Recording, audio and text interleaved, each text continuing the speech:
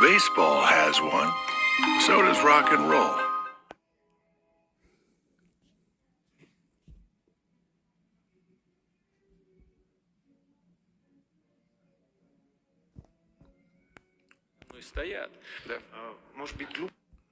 All right, first and foremost, I want to give all honor and glory to Yahweh, Bahashem, Yahweh Shai, Bahashem, Rakaha, Kodash. Double honors to the elders and apostles of GMS who I learned from. Shalom to whole elect, preaching His truth and sincerity, right?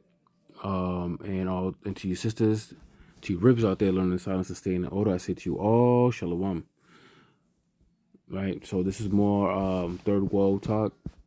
The title of this is this headline is called "Threat of World War is quote unquote serious and real," Poland says, as Putin steps up threats against the West. Right, well, now we're gonna hear Putin's words, right, on this matter.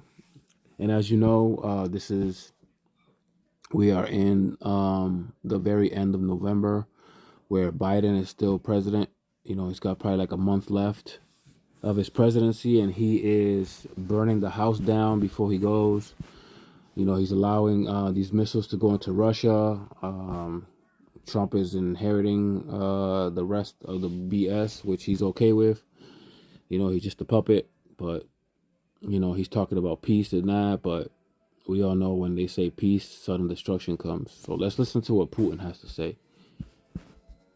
Вопрос. Но тем не менее Макрон продолжает говорить о том, что возможно. Я думаю, что все возможно в современном мире, но я уже говорил, и это понятно для всех. He says that he thinks that anything is possible, right? Including possible direct conflict with NATO, will be one step away from the full-scale third war. Что это будет в одном шаге от полномасштабной Третьей мировой войны. Думаю, что в этом вряд ли He says, just in case you're not reading along, I think that hardly anyone is interested in this. Right? Заинтересован.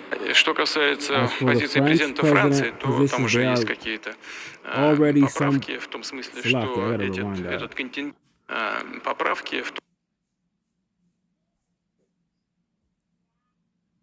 says, as for the French president position, there are already some clarifications in this sense. That this contingent, right, French troops would perform secondary functions, train military personnel in Ukraine.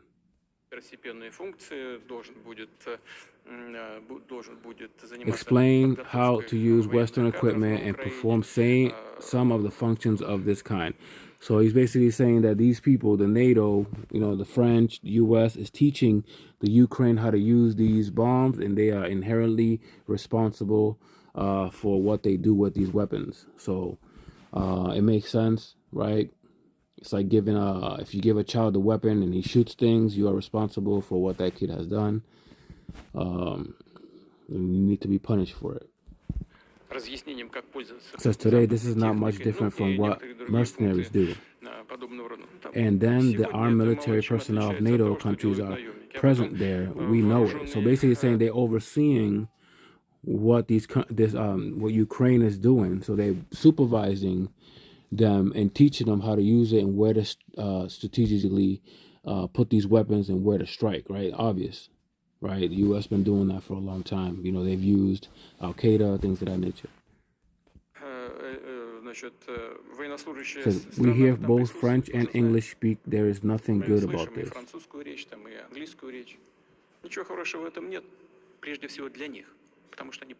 First of all, for them, because they oh my goodness, let me see something. Let me rewind. It says, we hear both French and English speech, right? That means language. This is nothing good about this. First of all, for them, because they die in large numbers. But in the end, it is not our choice if someone wants to slightly cover up internal political issues. Если кто-то хочет немножко прикрыть внутриполитические проблемы свои. with their aggressive external rhetoric. Well, these are well known all over the world and frequently used techniques. Агрессивной внешней риторикой, ну что это известный во всем мире и часто применяемый прием.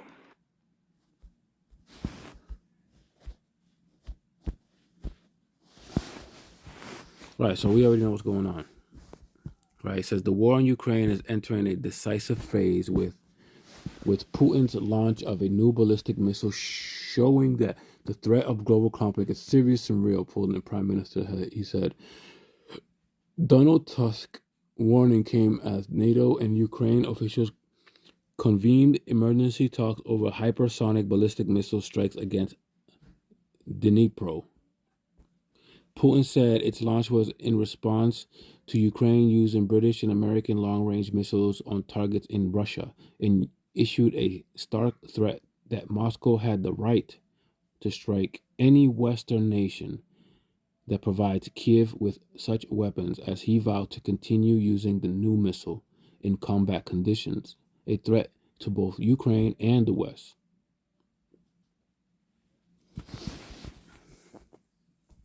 All right, this is the headlines here. You know, you go ahead and read this. Right, it goes into the types of missiles and where they strike.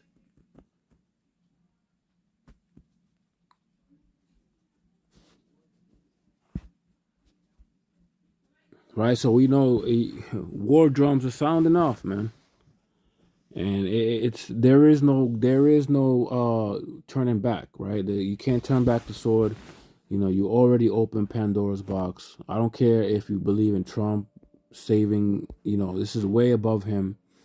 You know, Trump is a billionaire, right? We dealing with big puzzle pieces, man. We dealing with big chess pieces. You know, Trump is nothing but a pawn. You know, $1 billion. Like, if you have 10 billion, that's nothing, right? You're talking about zillionaires, right? When you're looking at it like that, you know, money ain't even a thing no more, right? These people are playing a board game, right? But at the end of the day, it's the Lord that moves these chess pieces, man. There's nothing you can do about it, right? And how we know we at the end of this, right? Because, you know, we don't want to stay here long. We welcome this. We want this, right?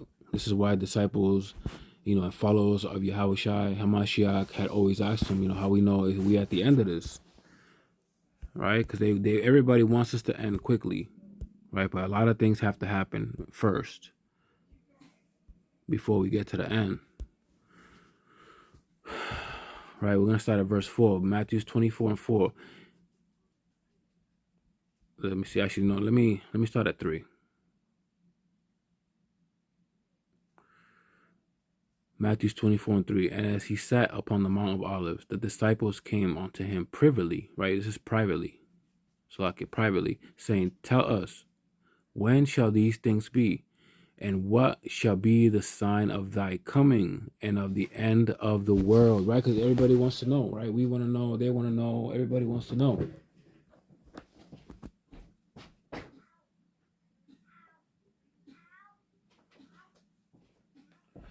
Right, we are all at the edge of our seats.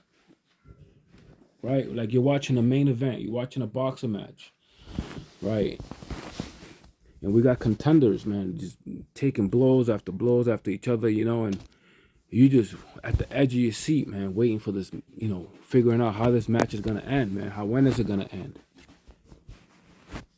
Right? To see the results.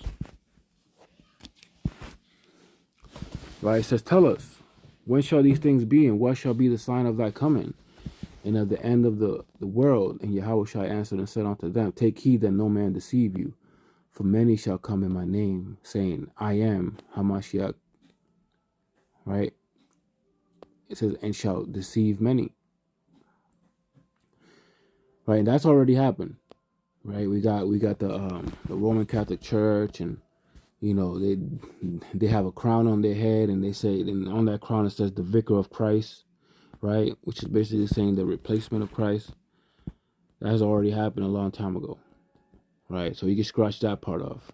So then ye shall hear of wars and rumors of wars, right? And since this Pope has taken office, until today, there has been many wars, right? World War One, especially World War Two, right? We have already scratched that part. It says, "See that ye are not be troubled, for all these things must come to pass, but the end is not yet." Right? Verse 7, "For nation shall rise against nation," and that has happened and is continuing to happen, "and kingdom against kingdom, and there shall be famines and pestilence and earthquakes in diverse places." Now, we have earthquakes, pestilence, right? In a sense where we have not seen before.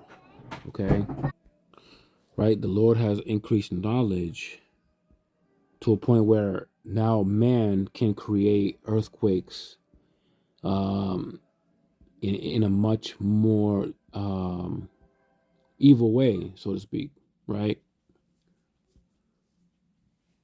Right. He has given the ability to increase these earthquakes and magnify them to his liking, right? Because the Lord uses Esau as a sword, right? Not that the Lord himself could do this himself, man. Right? We seen what happened during Noah's time where he made the earth flood. Right? This is nothing but a light thing for the Lord, right? Right? But even with all this, it says, verse 8, "All these are the beginning of sorrows." Right? It's gonna get worse. It's gonna get way worse. Everything's gonna be intensified. Right? And we welcome this. We just gotta keep blowing the horn. Right? Warn the people, man. We are at the end of this, and it's time to repent. That is the major goal. The major goal.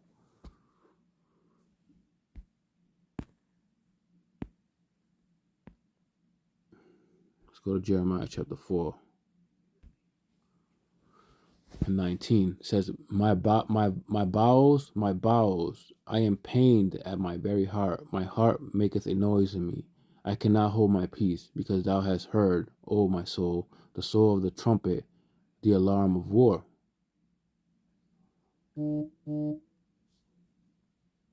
Verse 20, destruction upon destruction is cried, for the whole land is spoiled. Suddenly are my tents spoiled, and my curtains in a moment.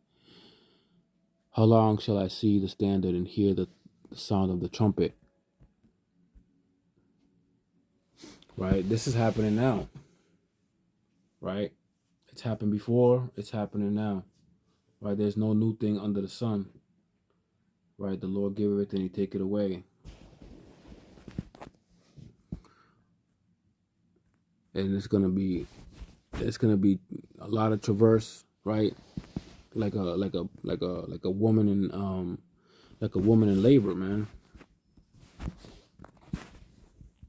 Birth pains, famines, hunger. People are gonna be eating their children's.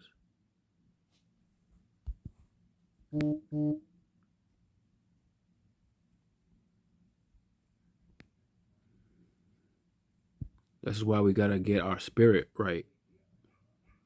We gotta get right with Yahweh Bashim Yahushai.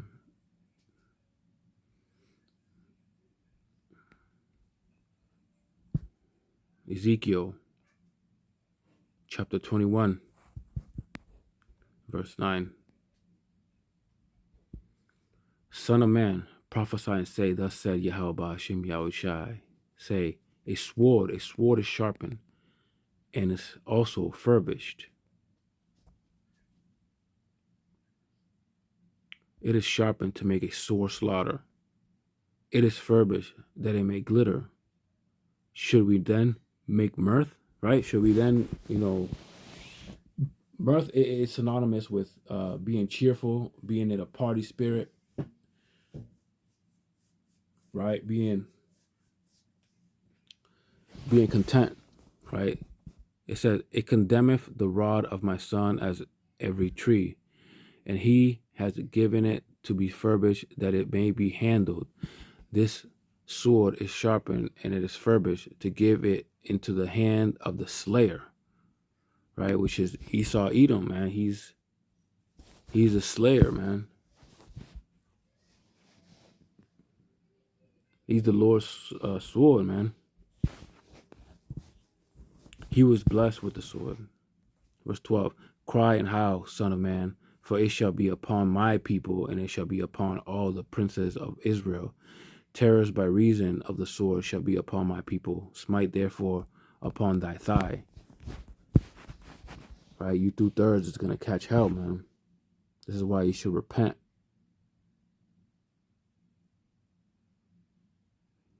This is the reason. You know, this message is for our people. Right? But who cares about these other nations, man? We have to seal the elect. And this is why it's important for us to spread this message. Right? And once you get this message, what would be the conclusion of the matter? Right? What do you have to do? You got to repent and change your life, man. If it be of the Lord's will. This is Ecclesiastes chapter 12 and verse 13. Let us hear the conclusion of the whole matter. Fear Yahweh B'Hashem Yahushai and keep his commandments, for this is the duty of man.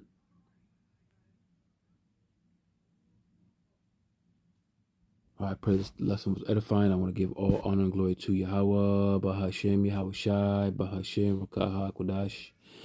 Double honors to the elders and apostles of GMS who I learned from, and shalom to the hopeful elect preaching this word in truth and sincerity. I say to you all, shalom.